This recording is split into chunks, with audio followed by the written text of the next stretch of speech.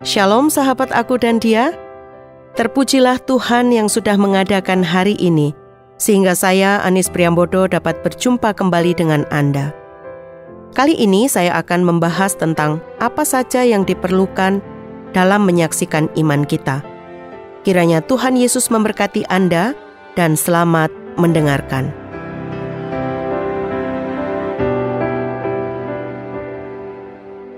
Sahabat aku dan dia, ketika kita sudah mengetahui mengapa kita harus bersaksi dan bagaimana kita menyaksikan iman kita, maka sekarang mari kita melihat apa saja yang diperlukan untuk dapat menyaksikan iman kita.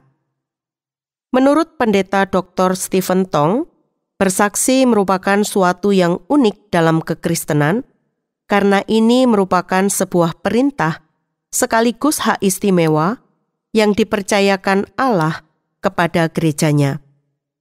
Perintah untuk memberitakan Injil mendorong kita secara eksternal untuk bersaksi demi kemuliaan Allah. Hak istimewa untuk memberitakan Injil mendorong kita secara internal untuk bersaksi tentang anugerah yang telah kita terima melalui iman. Anugerah yang begitu besar yang membuat kita tidak bisa tinggal diam. Memperoleh perintah dan hak istimewa ini seharusnya membuat gereja gentar, bukan terlena dan sombong karena Allah telah rela untuk menjadikan gereja mitra kerjanya. Dalam kehidupan kita, sadar atau tidak sadar, kita semua adalah saksi Kristus, baik secara verbal maupun sikap dan perbuatan. Tidak ada seorang pun yang tidak bersaksi. Yang ada hanyalah saksi yang sejati dan yang palsu. Waktu kita secara fenomena tidak bersaksi secara lisan, tidak mengakui Tuhan dalam sikap dan perbuatan kita, sesungguhnya kita sedang menyaksikan image Tuhan yang palsu. Pada waktu kita mengandalkan diri sendiri dan tidak beriman, kita sedang mengimplikasikan Tuhan yang tidak maha kuasa dan tidak layak dipercaya. Pada waktu kita tutup mulut padahal semestinya memberitakan Injil, kita sedang mengimplikasikan bahwa Injil tidak begitu signifikan atau penting atau berarti, dan Kristus bukan satu-satunya jalan dan kebenaran dan hidup. Pada waktu kita tidak memberikan yang terbaik, sewaktu bos tidak melihat, kita sedang mengimplikasikan Tuhan yang tidak maha tahu, atau bahkan Tuhan itu tidak ada.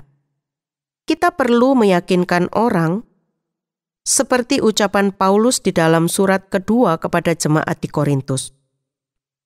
2 Korintus pasal 5 ayat yang ke-11. Kami tahu apa artinya takut akan Tuhan.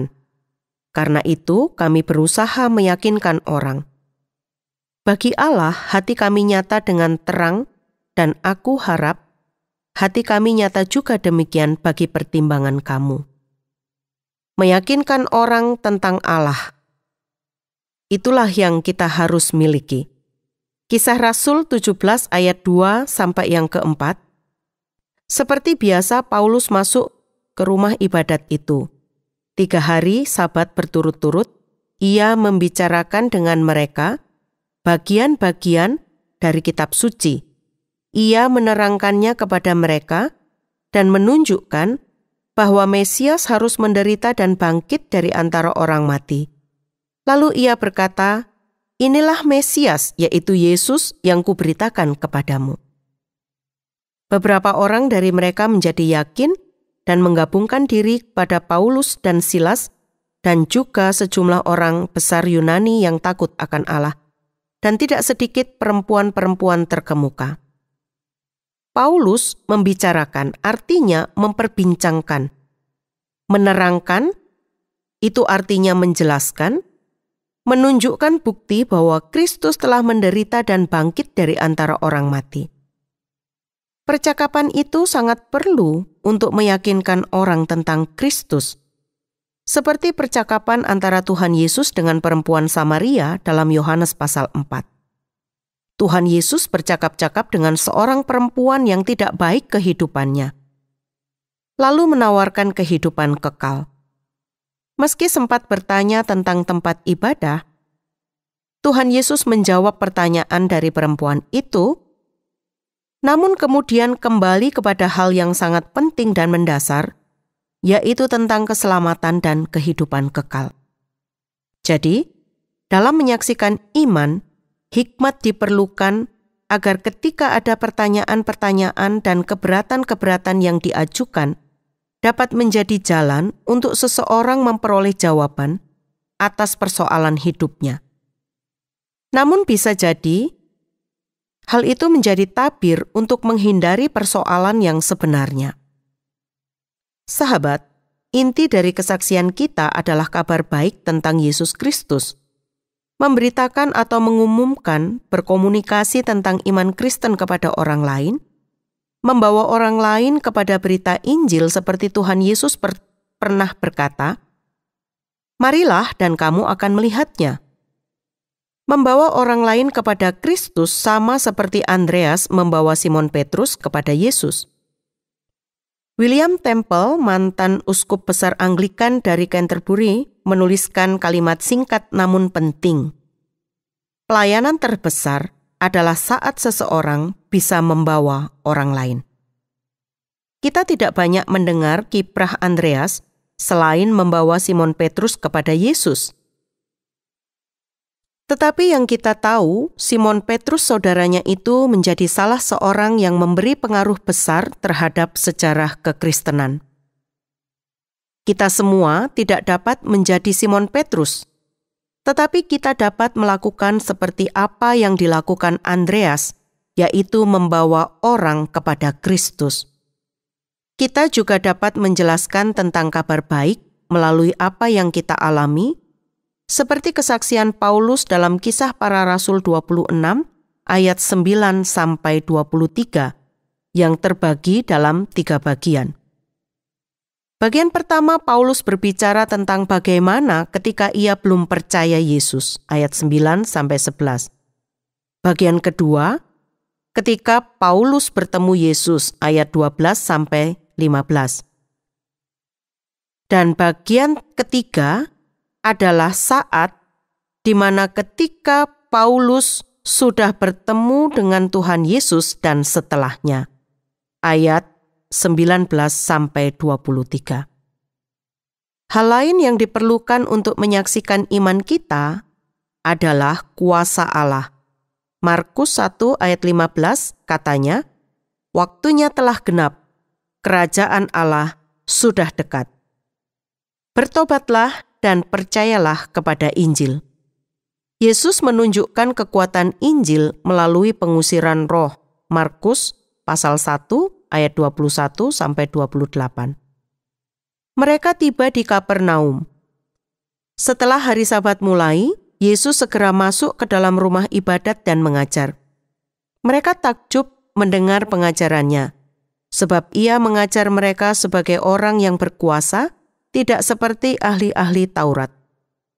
Pada waktu itu di dalam rumah ibadat itu ada seorang yang kerasukan roh jahat. Orang itu berteriak, "Apa urusanmu dengan kami, hai Yesus orang Nazaret? Engkau datang hendak membinasakan kami?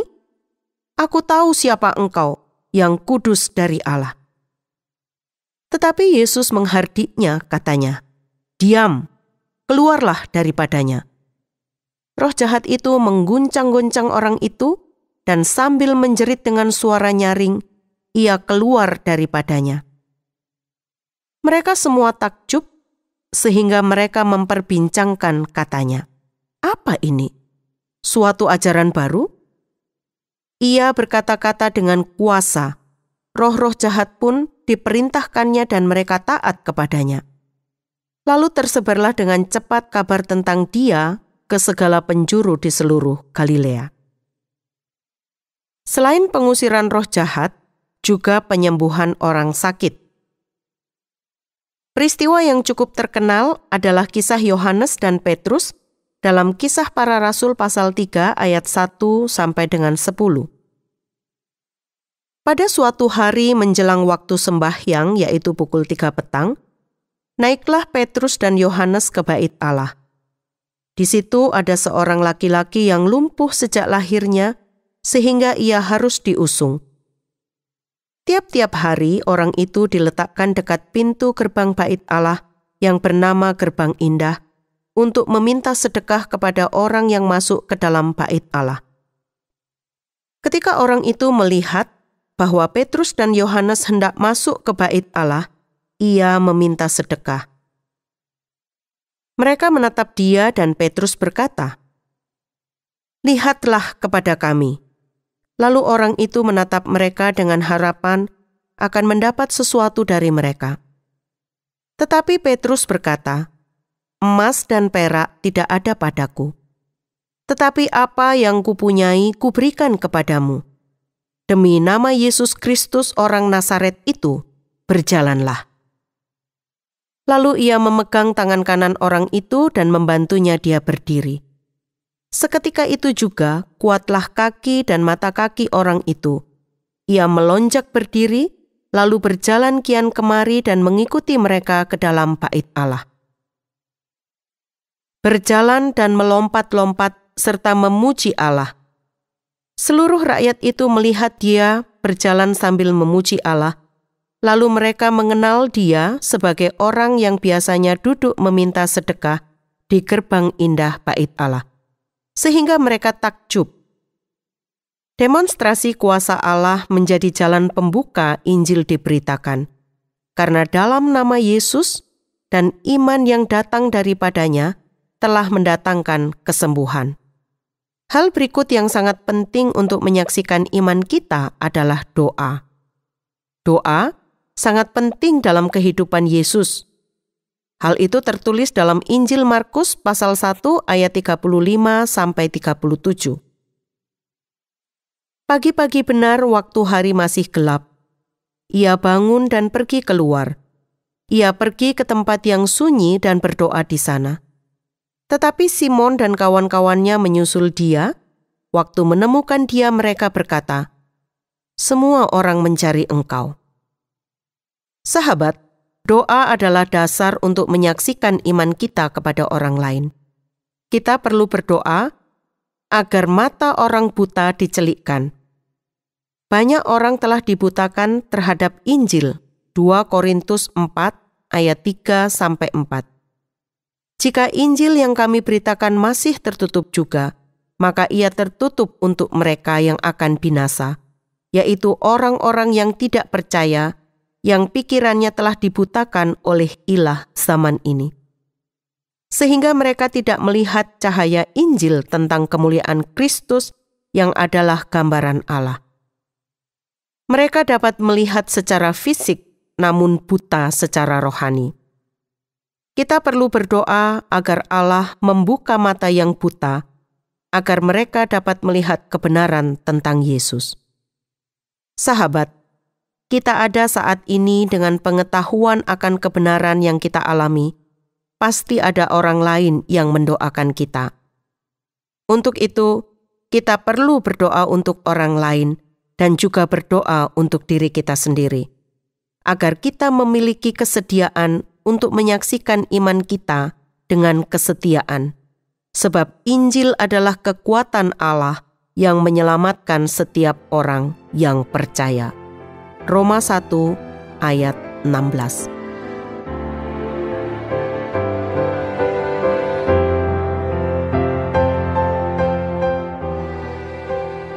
Sahabat aku dan dia, akhirnya saya harus berhenti sampai di sini. Bila Anda ingin membagikan kisah atau mempunyai usul maupun pertanyaan, hubungi kami melalui SMS atau WA ke nomor 081 333 777 386. Saya Anis mohon pamit, sampai jumpa.